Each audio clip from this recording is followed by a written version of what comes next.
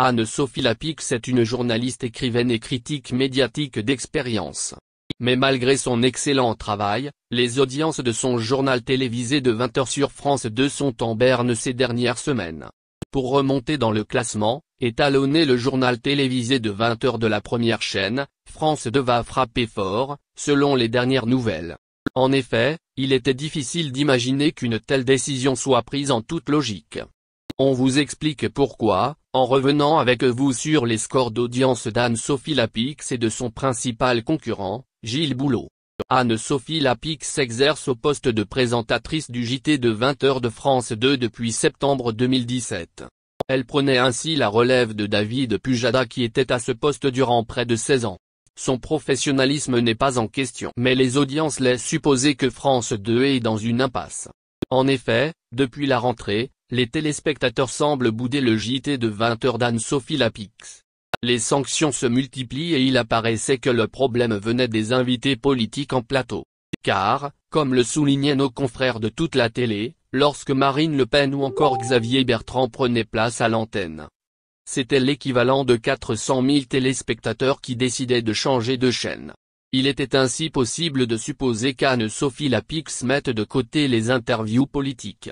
Du moins le temps de remonter la barre, car il serait impossible de les éviter totalement alors que la campagne pour les élections présidentielles démarre. Cependant, c'est une toute autre stratégie qui se met en place d'après les colonnes du Figaro. Puisque France 2 ne pourrait pas se priver des talents d'Anne-Sophie Lapix dans le domaine des interviews politiques. En effet, on vous rappelle qu'elle a été formée à l'Institut d'études politiques de Bordeaux avant d'intégrer un centre de formation de journalistes. Et son expérience professionnelle témoigne également de ses compétences dans ce domaine. Par exemple, elle détient le record d'audience du JT de 20h de France 2. Alors, comment faire pour renouveler un tel exploit? Comment repasser ainsi devant le JT de 20h de TF1 et Gilles Boulot? Anne-Sophie Lapix a pourtant constaté que les audiences baissaient lorsqu'elle recevait ses derniers invités politiques. Faut-il en tirer la conclusion que les téléspectateurs boudent les débats des candidats à l'élection présidentielle? Ou bien qu'ils refusent de voir Marine Le Pen ou Xavier Bertrand par exemple, c'est ce que la logique voudrait nous laisser penser. Mais France 2 et Anne-Sophie Lapix ont pris le contre-pied de ces analyses d'audience. En effet, la chaîne et sa présentatrice du JT de 20h vont inviter un nouveau personnage de la scène politique française. Bien qu'il ne soit pas encore officiellement candidat dans la course à l'Élysée, il s'agit du polémiste Éric Zemmour. En effet, comme le stipule Public dans un récent article, il devrait prochainement être présent sur le plateau d'Anne-Sophie Lapix. Cette information a été révélée par le Figaro et il serait donc délicat de la mettre en doute.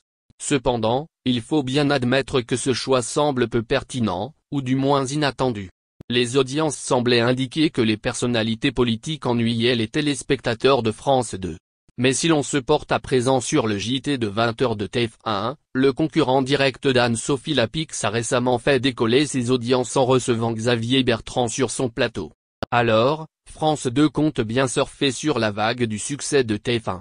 Mais les JT de France 2 et de TF1 sont-ils si similaires? Peuvent-ils user des mêmes mécaniques pour prendre la tête des audiences? En effet, il se pourrait que le public de France 2 et celui de TF1 soient différents, notamment sur les questions d'ordre politique. Néanmoins, le Figaro ajoute également que ce sont Léa Salamé et Thomas Soto qui recevront Éric Zemmour. Anne-Sophie Lapix sera-t-elle alors à l'écart de ce talk-show politique? Nous devrions avoir prochainement les réponses à nos questions. Et on ne manquera pas de suivre les analyses des audiences qui découleront de ce choix aussi surprenant que radical pour France 2.